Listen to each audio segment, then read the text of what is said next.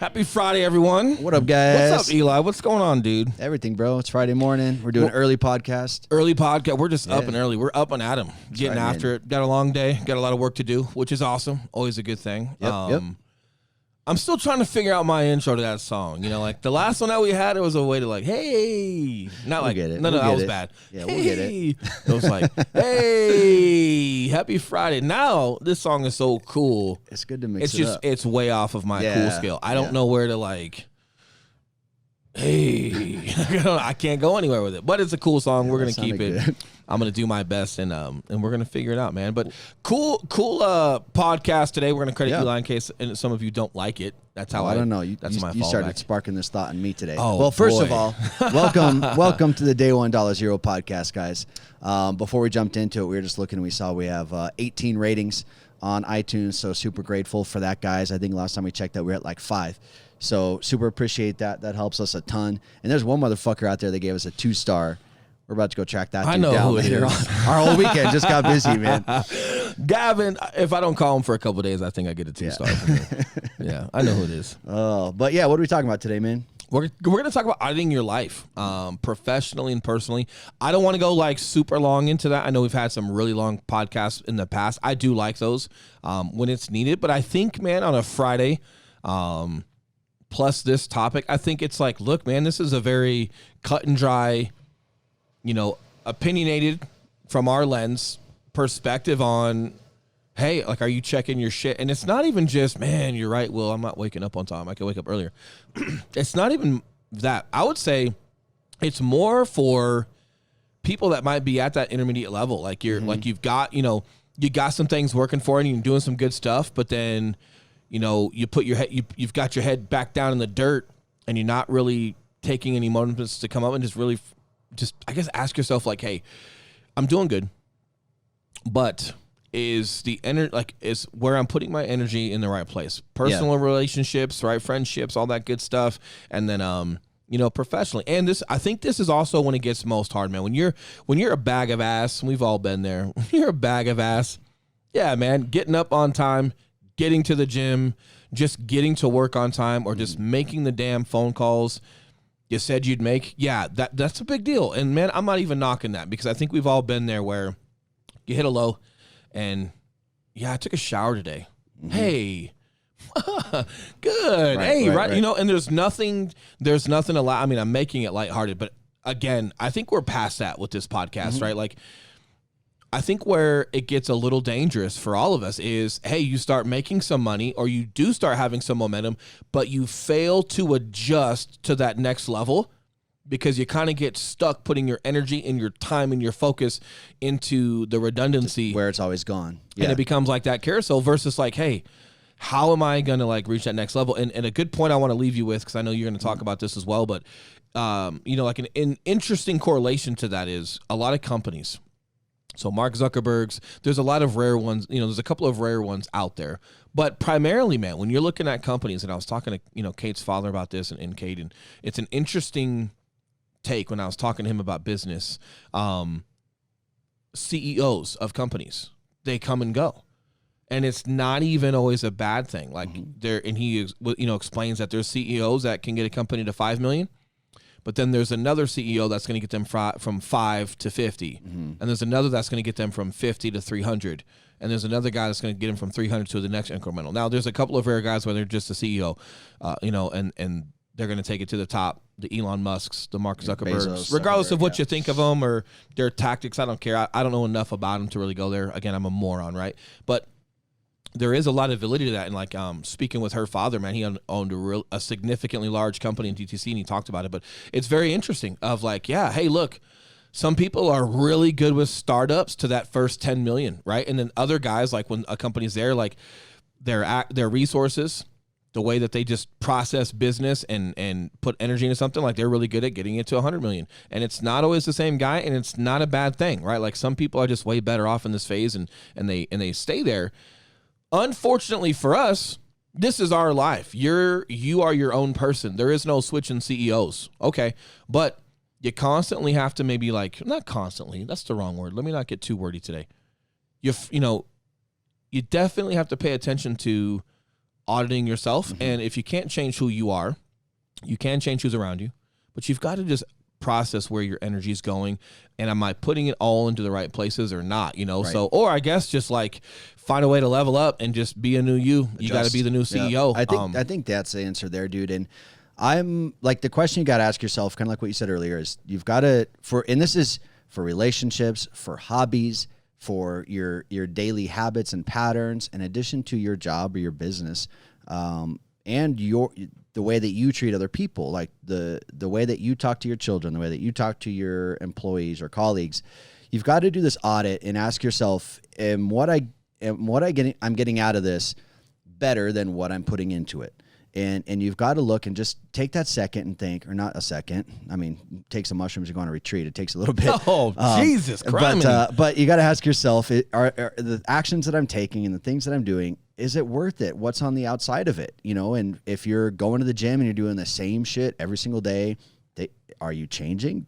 Is there something you need to change with that? Do you need to try something different? Well, and here's the deal, man. Like with the gym's a great example. You are going to have to change some things about the gym, but it's not negative. You're going to hit a certain level of conditioning, a certain level of strength. If you're going in there doing the same thing every single day, day in and day out, your body adapts to that, and you're going to plateau, and you're not going to be. You're not going to continue the progression. So same thing in business, right? So, and let's use an example. Like we do real estate. So a great example is if, like, hey, let's say you're a lone ranger. Let's say you're a lone agent. What does that look like? Do you need, hey, are you learning enough? Are you around enough resources? If being brand new, just the basics, that's enough to take in, and you don't need to be on a team, because you just got to get out of your own head for a minute and just apply some of the basics that you're learning. But then you start applying those and you're decent. Then, hey, would being on a team and being around other people, maybe giving up a little bit of your cut, be beneficial because you're going to get more volume because you're going to go learn something? Okay. And I'm not saying join a team. Not saying that at all. Just as an example, because I like giving direct examples, so we're not just hypotheticals here. But should you join a team? What team? And then, hey, what are you learning from that team? What are you taking away from that team? And cool, is there a point where you've got to branch off and go away from that team? Can you go back out on your own because you've leveled up? You've learned a ton more. You're a lot more proficient. Someone's held you to a standard. Someone's helped you be consistent. Now you've got enough to take away from that, and then go be independent again. Cool. And then you start crushing that independency again, right? Hey, awesome. And then, do you start making your own team? I don't know. Right. Well, Will, I don't want to be a team owner. Like, I don't want to this and that. Okay. Hey, cool. But let's just dive into what does a team look like? It can look like whatever the fuck you want, right? Yep. So a team could be, maybe you have one other agent that you just have, that does their own thing, that's proficient, but you're like, hey, if I've got some deals, I'm going to throw them your way if I'm busy, and vice versa. Or there's a lot of little partnerships, I guess you could call them partnerships, that are like that. Or do you need to bring in a transaction coordinator to save you time? I mean, or do you need somebody for your marketing because you're starting to scale where you're like, man, like, for example, for us or for me, I talk a lot. Right, it's all the years I could not talk in the record. Yeah, that is, man. When I was an instructor, I talked a lot. Yeah, but it's like, at some point, should I be doing an MLS checklist? Right. Probably not. Maybe. Depends on the client. Yeah. Some people just want to see your face and other stuff. Like, hey, I'm going to go through the house, but should I be the one taking all of that stuff and then putting it into the computer? Data entry. Right. Or are there some people that are already in the office that are really good at that they could put that on their checklist and get paid for it? Yeah. And then you're back out just doing what you're good at as far as finding clients, talking to clients, consulting clients. We had a client yesterday, and we didn't like inspection, right? There's some things with zoning we weren't quite comfortable with. And he's a super nice guy, buying an investment property, super nice guy. Nice to the point where he'd almost buy out of guilt. Yep. He just loves us, right? And we've been looking for a while. Went through a handful of them, right? Yep. And all good. Now, there's just some things that he just was uneasy about. But instead of just emailing him or texting him or having somebody else talk to him because we're busy, no. I'm not too busy doing an MLS checklist. I'm not too busy, taking photos of a house. No, my time is spent with clients, interacting, either finding them properties or face-to-face interacting with them, working through it. So we felt that. And you're like, hey, Will, what do you think? I just think he's this. And Will, what's your opinion? I go, dude, let's take his ass to lunch, man. Hey, that guy's awesome. We love that guy. Yeah. Right? And then we take him to lunch, and he's sitting there saying the same thing you were saying. Oh, man, I was going to call you. Bro. Oh, crap, I was going to call you.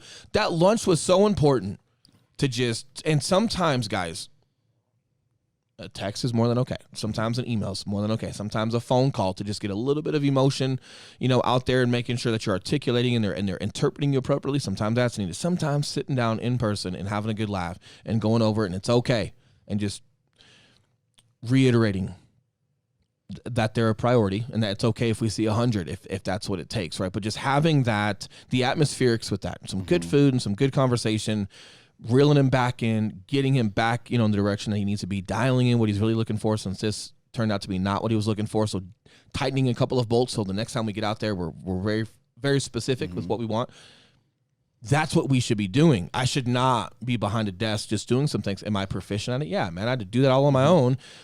Cop work, contract, or not contracts, but just writing reports and stuff as a cop, dude, it's tedious. Well, and I'm fine at it. That ties into auditing the way that you treat people, the way you interact with people, and just your own habits that just like personally you've fallen back on. And that's one thing that I noticed prior to meeting you. I was aware of it. I'm just like, man, like I'm super focused on being efficient and super focused on that's the wrong word.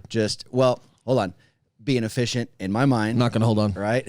Being efficient in my mind as that's far the as wrong word. In person obviously takes longer than doing this. I was incorrect. There you go. I was incorrect. I was focused on being efficient. What I thought was efficient. What you thought was efficient. Correct. There we go. What I thought was efficient. And a lot of people, my hand's in your, I'm sorry, bro. You're good. And what people think is efficient, sometimes we interpret efficiency as in saving the most time. Correct. Yeah, and then you end up losing a client or they're not comfortable with you. So was that efficient? Or taking more time for that same client. Yeah, the bottom line is efficiency is not one-dimensional. It's not just time. Efficiency has a lot of different things. It's literally going from A to B as quickly as you can. Yes. But I promise you, just shaving time every time you interact with this person, trying to shave time. No, sometimes it's quicker. There are some things that don't need the in-person conversation, but when those are needed, you got a lot for that time. And when you start feeling that and you understand how to take care of clients, what you start noticing is everything is time, right? So if I need that with a client, but I've got to put this in the computer and I gotta schedule these other showings. Like, well, you don't have time to spend. You're not servicing your clients appropriately if you don't have enough time. So where you need to get efficient in the time management that you're talking about is maybe shaving time off of other stuff to allot some credit for there. Or, hey, here's the deal. Let's just be real. You and I were going to film yesterday. Yesterday afternoon. We had 2 videos that we were going to film and put it through our social media. We're going to do them today or tomorrow. All good because a client takes priority. So this is where we talk about things constantly evolving, right? Like a battlefield.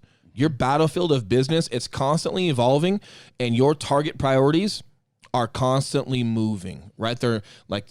It's never predictable. And sometimes you're just going to have to call a shot and go, hey man, we're not videoing today. Let's get down to Tim and let's do this. What's important when you have a partner is that they see that, they understand the value, they see that, because man, we were going to video, and being more efficient would be, let's just throw them a phone call. And then we'll send him another search, and hey, we're still going to get our videos done. Yep, and then Tim is still in the dark, still uncomfortable, and we still haven't dialed him in, so we're going to take twice as long finding 100%. Him something and go through more falling out of contracts. 100%. Hey, but we're not being, in the long run, we're not being more efficient. Right. Let's cut these videos. We're not doing them. And I think a lot of times, man, people have a hard time with that constant treadmill, right? The constant incoming traffic and constant reprioritization making of their adjustments day. on the fly. Yeah, because you got your time block, right? You got your calendar, and it's awesome, right? And then things start happening, and you're not sure how to prioritize certain circumstances or individuals, and just know like, hey, sometimes you're gonna wipe that shit right off your calendar, and it's gonna come back another day, and then that's okay. You got to understand how to do that. But the bottom line is, it's all a part of auditing your life. What matters? Well, Tim fucking matters. Yeah. And you have to have these hard drawn lines. Like for us, nothing comes before a client. Not social media, not a podcast, not content for social media or a podcast. Nothing. No, hey, and I'm not talking about someone that's jerking your chain and they're not a real client and they're just wasting your time. No, I'm talking about real good clients who are investing their money on investment properties or a personal property for their family. I'm not saying be at their beck and call. No, you got to schedule things out with them. You got to set them up for success. You don't need to go see one house every day. No, you should be seeing a handful. So we're not going to get stuck in the weeds on that. What I'm getting at is ideologically, for us, our lifeline is clients. It feeds my family, right? It feeds your family. It's our reputation on the line. Nothing comes before that. So when you and I have things that evolve or something pops up last minute and Tim is not as quite as happy as we thought he might have been and some things are kind of coming through, all else stops. But when you understand how to prioritize and what you stand for, it's very simple to wipe video off. Now, the important part is you got to make sure that comes back on your calendar and you still get your shit done. You can't get in the habit of just always doing this because clients have you running in circles. I don't mean be your client's bitch. That's not what I'm saying. But you got to understand how to have priorities and what matters and stick to that, right? Yep. Now, let's talk a little bit about, if we could, auditing behaviors. I know you and I, dude, we've done a ton of growth over the past couple of years. I know the Eli that worked for me 10 years ago is not the Eli that I need to work for me now, right? So I've got to grow. I've got to make changes. I got to be aware of the changes I need to make. You and I have both made a lot of growth with each other over the past 2 years, but I feel like a lot of people out there, they're the same person they were 3 years ago and 3 years before that and 3 years before that. How do you go about recognizing how maybe something that served you in the past maybe not doesn't serve you now, behavior-wise? Behavior or? Yeah, behaviors, communication, just you. Oh, well, this is just where you've got to be self-aware. Like let's talk about assertiveness, aggressiveness, raising your voice, and that, right? That's needed sometimes. I'm not that all the time. As I've realized. Yeah. And I'm not that all the time, right? Full disclosure. Yeah. I'm not like that all the time. But I have been like that before. But I've got to have self-awareness of every individual I have a relationship with. I've got like a counter. Like, you know how you go to the gym? And you're doing back that day. For some reason, you just remember what weights you use or where you should be going with back now. Last week I was here, you don't need to write it down anymore. I'm like that with people. I literally have a checklist in my head that keeps track of like anytime I had to like call someone out, even politely, just address something. And more importantly, I've got these little red tallies above that. And that's like, was I assertive? Did they get a written reprimand? Did I have to raise my voice a little bit and get attention, even to a friend? And then you just have to have some self-awareness of understanding those are great tools at times. They are. But those tools are limited. You cannot pull those out all the time. That's a big, blunt tool. Big sledgehammer. You keep bringing it out, man. You're going to wear that person out, and you just look one-dimensional. You shouldn't be having to do that anyway.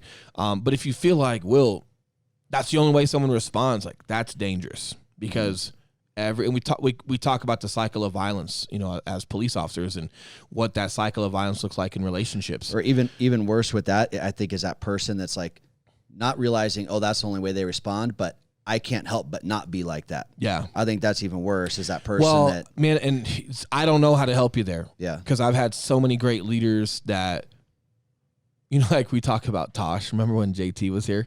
And he's like, wait, you talked to who? That guy lives here. Wait, that guy's your boy? Yeah. Hey, wait, he's in the same state as us right now? Oh, hell no. He's like, I got to get the fuck out of here. Yeah. Dude, he's not kidding. Yeah. Like, he's kidding, but he's not kidding. You know, like, Tosh is a extremely dynamic That's a good word force. For it. Yeah, it's a good word for it. Captain Sacchetti, Captain Cook, very similar, as in, like, man, you've never seen such assertiveness, directness, command presence when needed. But then at the same time, when it wasn't needed, it wasn't there. So it's kind of like... But they also they never had a time where they were just patting you on the ass. But I think it just boils down to self-awareness, right? So the benefit that I had is as I was growing as a leader, dude, I had a lot of incredible leaders in front of me that I could pull from. Okay. Now, I think subconsciously, I just constantly would look for that. I think that's just a natural leader in me as I think I am just a leader. That's one of the things that just calls me.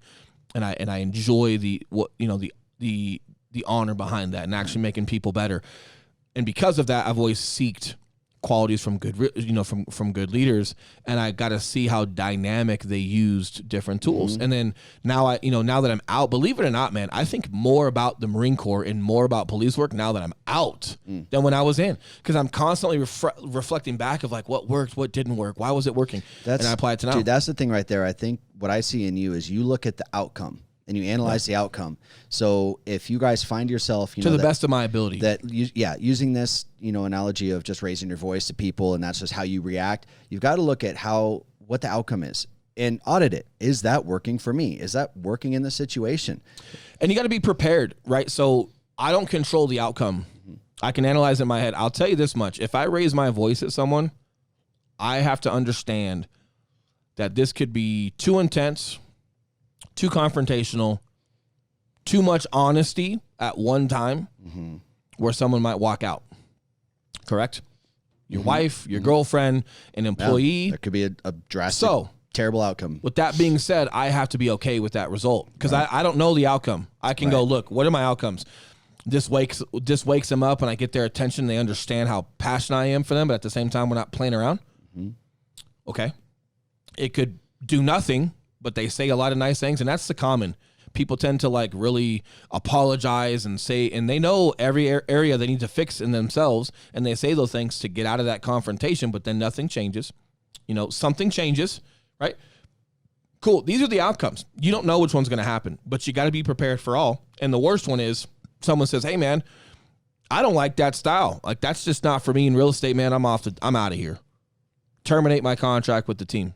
Done. Yep. Okay. And it's not that I want you to do that. It's that I have to understand if I have to go this far to get my point across to you because of your inadequacy or whatever you're doing that I feel makes me right to speak like this, I'm prepared for all of them. I hope it's this one.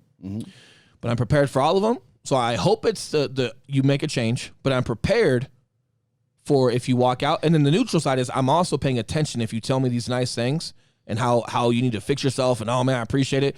I'm not getting fooled by that. You're not pulling the sheets over my head. If I had to raise my voice, and it's not even just raising my voice, if I had to give you a written reprimand or something like that and it's just not a fun conversation, I don't care how nice you are in that conversation. I got to remember that what got us here in the first place, a lot of repetitiveness toward not good action. So just because you say some things to me right now, I appreciate them, but I'm not taking it at face value. I'm going to pay attention. And then if I got to keep having these conversations, I'm not going to continue to yell.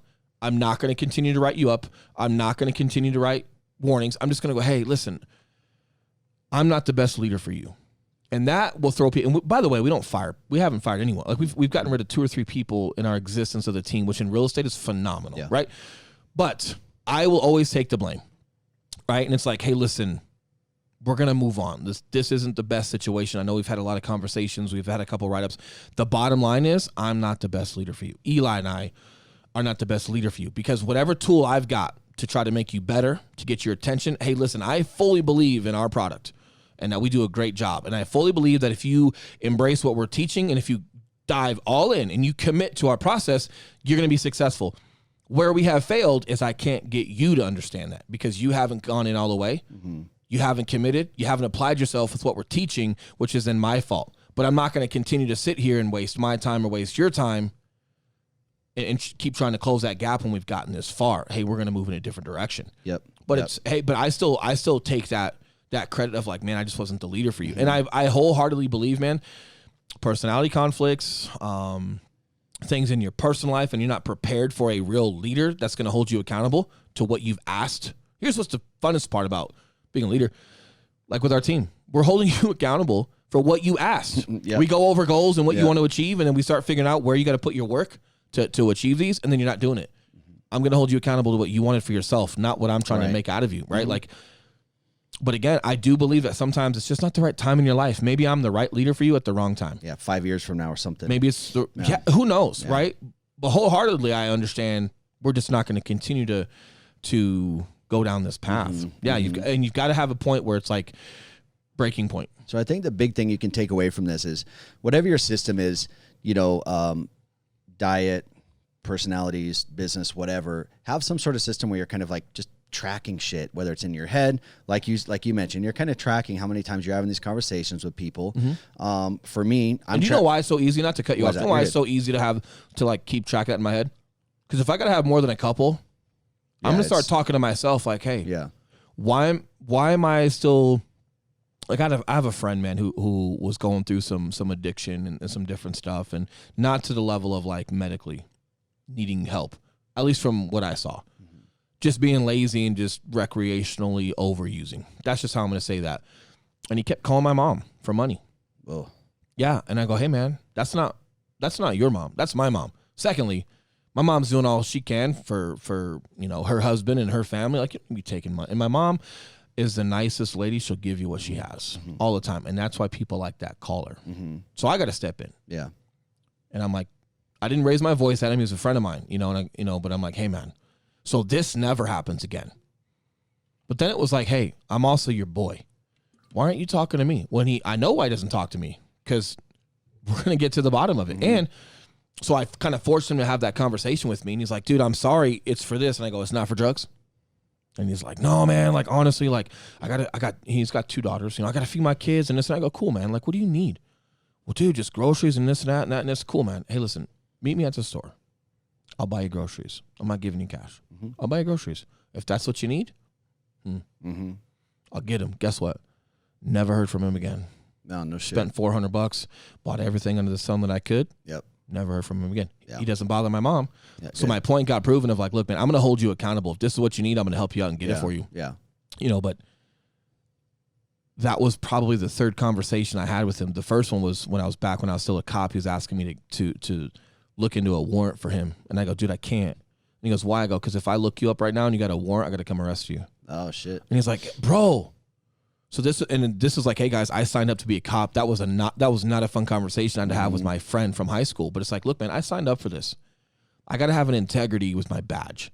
This isn't personal. But if you want me to use my quote unquote authority to have access to records, which you could just go look yourself up publicly anyway. But if you want me to do this on my computer as a police officer and I see your address and all this stuff and you're on the phone with me and I know you're at home, dude, I got to come hook you. Or they're going to look at my computer and go, hey, Will, who's this guy you looked up the other day? No. We see that he has a warrant. Where's the arrest? Where's the arrest packet? Oh, that's my homie. I gave him the alert that he's got a warrant so he can get out of town. What are you doing, man? Like, and I told him, hey man, I can't. So the whole grocery thing, that was like my backbreaker. I'm gonna do this for him and kind of see where the change happens. Change didn't happen, but he never called me again. That's okay. But the point is, like, you shouldn't just lose count of how many times you got to like be that person to someone or have that conversation with that someone. It's not just like as a leader and your subordinates on a team. It's relationships too. If you, and this is what, Kate and I have always tried to do. Let's get better. If we have to continually have the same argument or the same conversation, that's hard. That's just stressful in a relationship. So if we're going to have them, that's fine. We understand that we're going to have them, but let's just get better. Yeah. Every time, so you got to have that ticking. And I promise you, man, who you're surrounding yourself is important. And if you are like the breadwinner or the most successful friend in your circle, not to say that in a disrespectful way, but if you're just that guy, it's on you to go seek other guys ahead of you that will call your shit. And it's good to just be accountable to people. Know that you got to put the work in. That's part of that life audit, man. 100%, man. Yeah, 100%. And I think it shouldn't take more than a couple things either. For me, I am a little more timid. I'm not as proactive with communication, especially in my past. I do like being behind the computer a little more versus sitting down face-to-face with people. However, as I started doing more and more real estate deals, I did notice there were a couple times to where I missed out on a deal because I could have been more proactive. I could have followed up better. I could have communicated better. And what I had done, as an in-person thing definitely should have been, or what I had done as a phone call definitely should in person. It took me maybe 2 situations like that. And I was like, there's something I'm missing. I got to start changing some things here. Yeah. And then the accountable part is you just got to make sure that you're turning every stone and you're doing everything that you can to be productive, as far as, especially as a leader. If we're going to talk about like leadership, you have to, but even you and I growing, right? Like, and I'll kind of leave everyone with this, for the day, but like you and I constantly have to figure out like, man, we're building our real estate school. We've got a team. We've got our personal clients in our sphere. We've got VA events. We've got some stuff, some other activities. Like we have to make sure, hey, are we cutting the fat? Right. Where, is there some areas that we were putting our energy that just aren't productive, or the time isn't worth the, the juice isn't worth the squeeze. And it's not even just a negative thing. Sometimes things have a phase or things have a chapter, and then those chapters come to an end because they're just no longer the most productive pillar for you. But there's another pillar that you've now grown into that you should be adding into that storyline and getting rid of one because you've already exhausted this and holding on to it just for the sake of holding on to it. That's where it gets negative. That's where it gets negative. Like done at the right time, whenever you're cutting something loose, whether it's a friend, a hobby, whatever it is, something from your past, the best place to come at it is from just, hey, this is just a different phase that I'm at. Like, it doesn't have to be a negative. A lot of times you guys may be waiting for a big blow up or a big catalyst to make some big life change. And that's where it's like, if you're just regularly going through these audits of yourself, and making sure that it is still serving you the way it has in the past, and that what you're getting out of whatever it is still worth it. If you're regularly going through those, it's nice when you can just come to a good, sound decision of, hey, it's just time for me to move on. And I want to leave everyone with this. This will be kind of like, I guess, my last statement for the podcast, and we'll get out of here.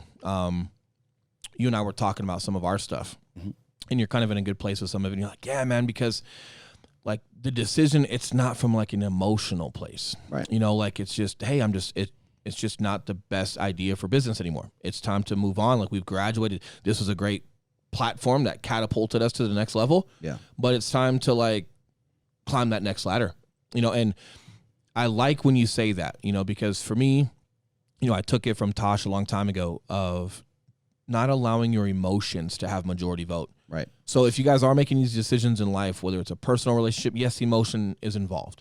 If you're a leader, you own a team, you own a business, yes, you're emotionally connected to your business, but the decision itself should not be emotionally saturated, right? There should be some tactics in there. There should just be some clear-headedness in there that just goes, hey, this just doesn't make sense anymore. And it's not bad that it doesn't. It was here while it was here, and it was great. But it's time to take that next stand. So I think every time, you know, not every time, but a lot of the times when we talk about transition or change, there's like a negative or something's not good enough for you anymore. It's not even that something's not good enough for you anymore. Something. Yeah, it's just about, hey, that leveraged me here, but now we're here. Okay, well, what's our new priority? Now that we're here at this next level, what now becomes a priority? What other doors have opened up that need time to be tended to? Yep. And where can we pull from time to give this more time? You've only got so much time. So there's a lot of drag. There is. Right? There's just a lot of shifting around, and you constantly have to assess and just prioritize what you're doing. But when you get to a place where it's not emotionally waterlogged, you're in a good place, and you're making sound decisions for your personal life and your professional life. Right. It's good, man. Happy Friday, bro. Yeah, happy Friday, man. Let's roll. Hope you guys liked it. Again, we appreciate the reviews. When you guys are on iTunes, if you feel the desire to leave a review, leave one. It's awesome. Super helpful, guys. Super helpful. We appreciate you guys watching. We'll be back on Monday. We doing one Monday? Next week. Yep. Yeah. And guys, we're trying to do 2 a week. We've got our real estate one that we're doing. That we're trying to pop in, you know, every other week or whatnot. So we're doing those. Yep. So I'm not sure if it's always every Monday, but we're trying to stick to at least getting on here twice a week, the best that we can. We started off doing Mondays and Fridays, but with business growing, we had to kind of shift that sometimes due to clients and having people on the podcast. Sometimes those days just don't work for them. So we're still going to try to get out twice a week. And give you guys plenty of content, but yeah, man, I think we're going to shoot for Monday. We appreciate you guys watching. We appreciate the comments and engagement. Love you guys. It mean a lot. All right, we'll see you next week, guys. Thank you. Out.